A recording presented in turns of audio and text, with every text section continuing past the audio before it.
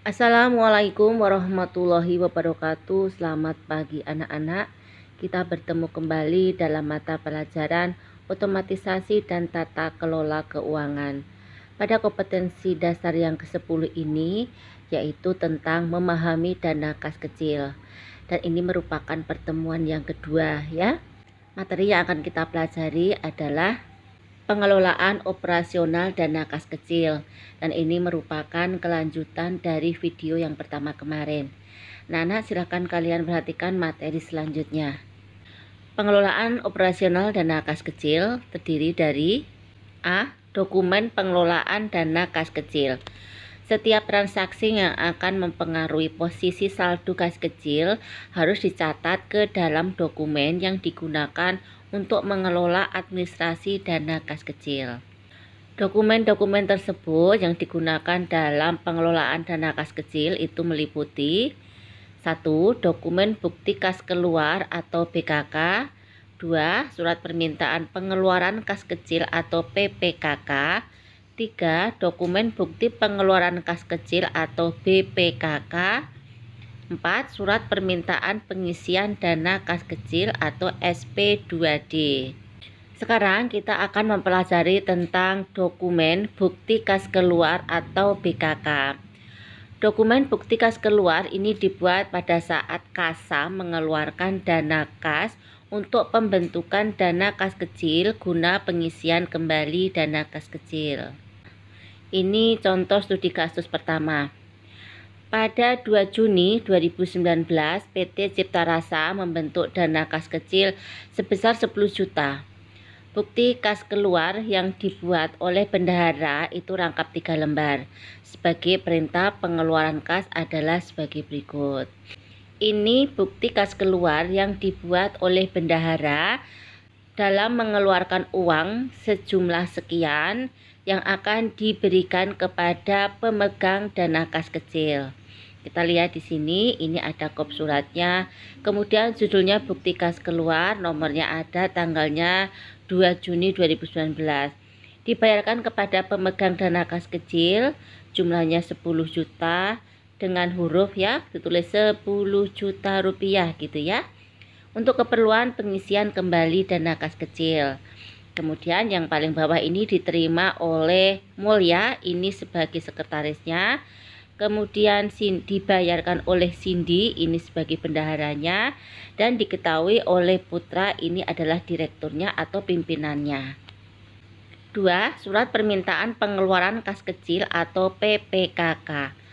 Dokumen permintaan pengeluaran kas kecil ini digunakan oleh pemakai dana kas kecil untuk meminta uang kepada pemegang dana kas kecil. Dan yang memegang dana kas kecil ini adalah sekretaris di unit bagian perusahaan tersebut ya. Ini contoh studi kasus yang kedua. Pada 5 Juni 2019, pemakai dana kas kecil PT Cipta Rasa ingin membeli keperluan alat tulis kantor dengan perincian sebagai berikut. 20 rem kertas HVSF 4, satu remnya harganya 40.000, jadi dikalikan menjadi 800.000. 20 rem kertas HVSA 4, satu remnya 35.000, jadi dikalikan menjadi 700.000. Kemudian 20 buah folder, satu buahnya 20.000 menjadi 400.000. 10 tube tinta printer, satu botolnya itu 80.000, maka dikalikan 800.000. Kemudian ini jumlah ya, ada 2.700.000. Berdasarkan data tersebut, dokumen permintaan pengeluaran kas kecil yang diajukan oleh pemakai dana kas kecil kepada pemegang dana kas kecil adalah sebagai berikut ya. Nah, ini kopnya sama ya. Kemudian judulnya surat permintaan pengeluaran kas kecil. Ini nomornya, kemudian tanggalnya tanggal 5.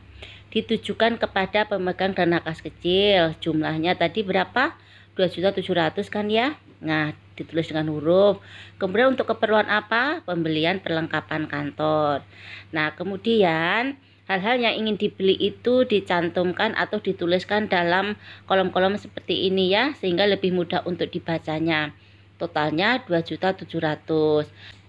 Disetujui oleh Mulia. Mulia ini adalah sekretarisnya ya. Kemudian yang mengajukan siapa? Astri ya. Jadi Astri ini adalah orang yang akan membelanjakan dana kas kecil tersebut. 3. Dokumen bukti pengeluaran kas kecil atau BPKK. Dokumen bukti pengeluaran kas kecil ini dibuat oleh pemakai dana kas kecil untuk mempertanggungjawabkan pemakaian dana kas kecil. Perusahaan biasanya menggunakan voucher kas kecil atau petty cash voucher, yaitu voucher yang mengesahkan pengeluaran uang dari kas kecil dan disimpan sebagai bukti pengeluaran. Anak-anak, si Astri tadi kan mengajukan sejumlah uang untuk belanja, ya kan? Berapa tadi? 2.700.000. Nah, setelah dibelanjakan uang tersebut, maka si Astri ini membuat surat pengeluaran kas kecil atau dokumen bukti pengeluaran kas kecil. Kita lihat ya. Ini adalah contoh studi kasus yang ketiga.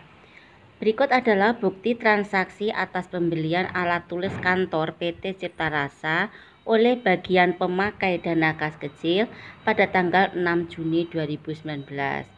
Nah, ini adalah buktinya ya kalau sudah membelanjakan uang tersebut. Kalian lihat kop suratnya, ini toko Raja Wali. Artinya si Astri tadi membeli peralatan kantor itu di toko Raja Wali ya. Kita lihat di sini ada nomornya, tanggalnya, kepada PT Cipta Rasa dan seterusnya ya. Kemudian ini nama-nama barang yang dibeli itu dituangkan ke dalam kolom-kolom seperti contoh ini. Kemudian ini bagian penjualan, ini namanya Arya. Jadi Arya ini bisa pemilik, bisa juga karyawan dari toko Raja Wali. Kemudian yang membayarkan atau dibayar oleh Astri.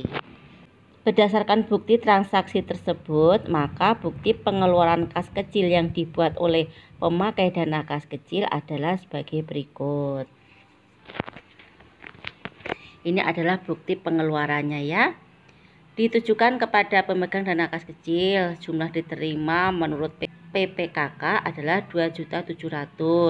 Jumlah yang dikeluarkan juga 2.700.000. Ini tidak ada sisanya ya, atau tidak ada lebihnya. Untuk pembayaran pembelian perlengkapan kantor, sama ini barang-barangnya dituangkan dalam format kolom-kolom seperti ini ya. Kemudian yang membuat ini adalah Astri, disetujui oleh Putra. Putra ini sebagai pimpinannya ya. 4. Surat permintaan pengisian dana kas kecil atau SP2D. Dokumen permintaan pengisian kembali dana kas kecil ini dibuat oleh pemegang dana kas kecil untuk meminta pengisian kembali kas kecil kepada bagian keuangan. Nah, jadi ini SP2D ini yang membuat adalah sekretaris bagian ya. Ini contoh studi kasus yang keempat.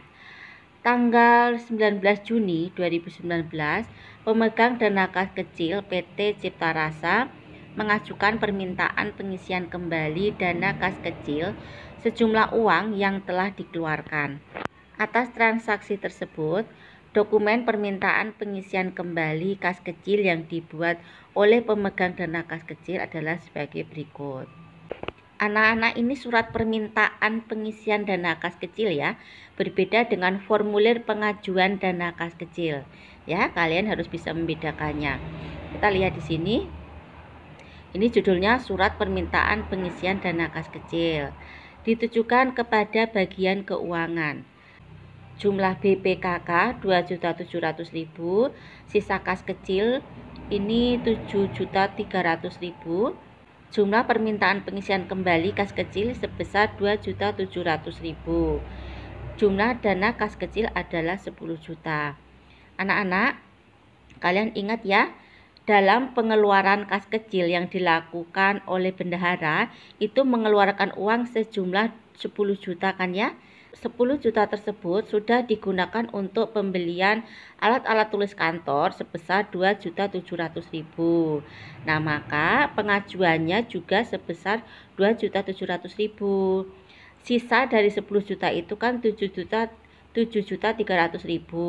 Maka agar lengkap menjadi 10 juta lagi, maka sekretaris mengajukan surat permintaan pengisian dana kas kecil kembali kepada bagian keuangan itu sebesar dana yang sudah dikeluarkan gitu ya. Kalau tadi jumlah dana yang dikeluarkan itu 2.700.000, maka mengajukan surat permintaan pengisian dana kas kecil juga sebesar 2.700.000. Paham ya, Nak ya? Nah, kemudian yang membuat ini adalah Mulia, ini sekretarisnya, kemudian diperiksa oleh Raisa, ini badan pemeriksa, kemudian disetujui oleh Putra. Putra ini adalah direkturnya dan dibayarkan oleh Cindy. Cindy ini adalah bendaharanya. Tadi yang A adalah dokumen-dokumen yang digunakan dalam penggunaan dana kas kecil ya. Sekarang yang B adalah pertanggungjawaban dana kas kecil. 1. Pemakai dana kas kecil. Pemakai dana kas kecil ini bertanggung jawab untuk melaksanakan hal-hal sebagai berikut. A. Membuat surat permintaan pengeluaran dana kas kecil, rangkap 2 dan dikirimkan kepada pemegang kas kecil. B. Menerima uang dari pemegang kas kecil bersama SP2D lembar ke-1. C. Mengarsipkan sementara SP2D lembar ke-1 menurut nomor urutnya.